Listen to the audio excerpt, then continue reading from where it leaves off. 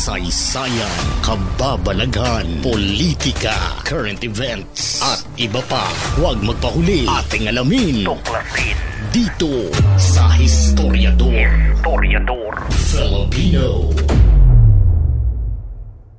Ang sitwasyon ng korupsyon sa Pinas ay nangangailangan na talaga ng agarang solusyon para matuldukan na ang pandurugas sa kaban ng bayan mga opisyal na nakaupo sa gobyerno. DPWH sa ngayon ang may mainit na kaso pagdating sa korupsyon. Rason para hiningan ng bagong sekretary na si Vince Dizon ng resignation ang mga opisyal ng kawani para ma-review at malaman kung sino ang dapat nawalisin at kasuhan. Marami na po ang nag-submit. I will double check, but I think at least from the central office, everyone has submitted already. 100% na po. 100% na pong nag-submit. At we are now in the process, Madam Chair, in reviewing. But as you know, kahapon lang po, meron na po tayong mga tinanggal at pinadismiss. At makakaasa pa po tayong mayroong mga susunod po sa mga susunod na araw at susunod na linggo.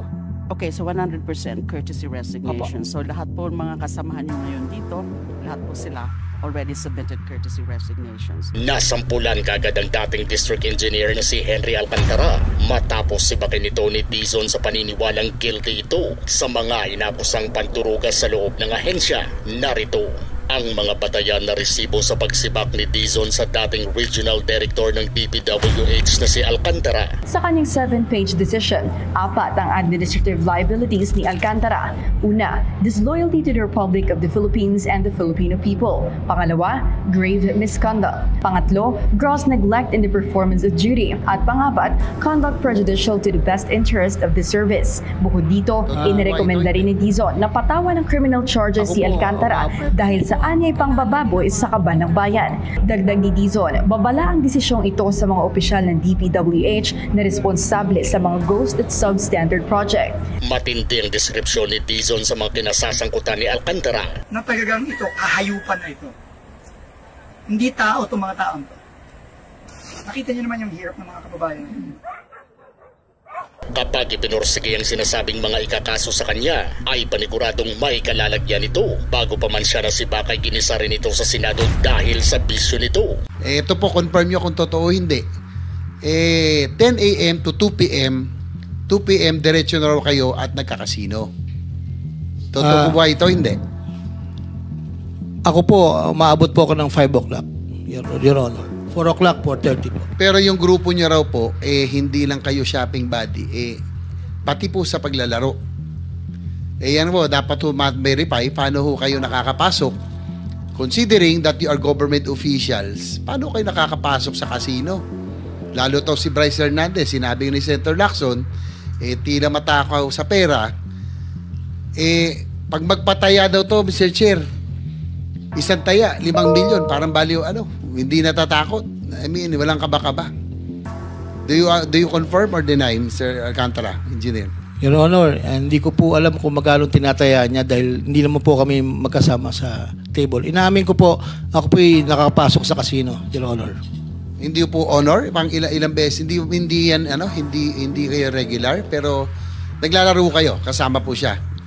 Minsan po kasama, minsan po hindi. So nagkakasino po kayo? Inamin ko po, Your Honor, Mr. Chair. So sa inyong paglalaro, bukod doon, yung lifestyle, balita ko nga, sana pag dumating si Bryce Hernandez, Mr. Chair, pa-issue nyo na po siguro ng warrant of arrest, ay mga ilang beses ko kayo naglalaro sa isang sabi na sa isang buwan, yung grupo nyo po? Mga 2 hanggang 3 po, Mr. Chair.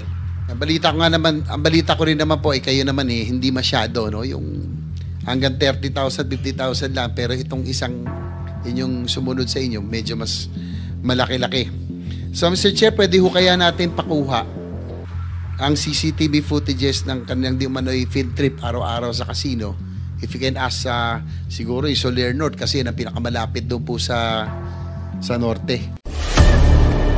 Mahilig ka ba sa mga kwento tungkol sa kasaysayan, krimen, politika, buhay ng mga sikat na personalidad at kung ano-ano pa, halika at samahan niyo akong ihatid ito sa inyo.